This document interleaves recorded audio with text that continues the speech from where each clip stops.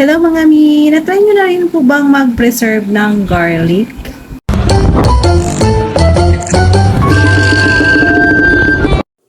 Hello mga mi! Nakapag-try na rin po ba kayong mag-preserve ng garlic?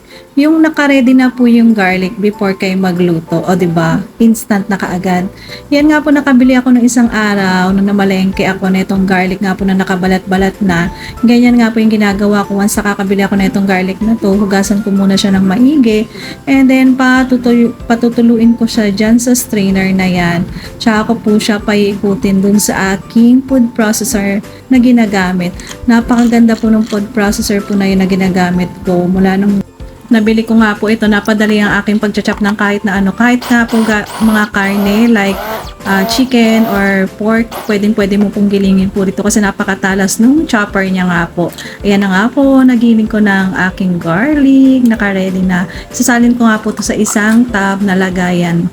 Sa katulad ko nga pong minsan tamad din po maghiwa-hiwa ng bawang bago magluto, lalo na pag nagmamadali kang magluto.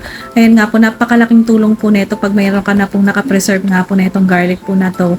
Anytime na magigisa ka ng mga ulam or kaya magpa-fried rice ka or kaya magmamarinate ka ng mga karne, ito nga po, di ba may naka-ready ka na kaagad na garlic. Lalagyan ko lang po ito ng mantika and then ilalagay ko nga po ito sa freezer. Napanood ko nga lang din to dati kung paano mag-preserve na itong garlic since naisip ko nga po magandang idea siya. Kasi tumatagal po talaga siya ng 2 to 3 weeks basta nakalagay lang po siya sa freezer. O siya, yun lang po mga mamis. Hope may natutunan po kayo kahit paano. Thank you for watching. Bye!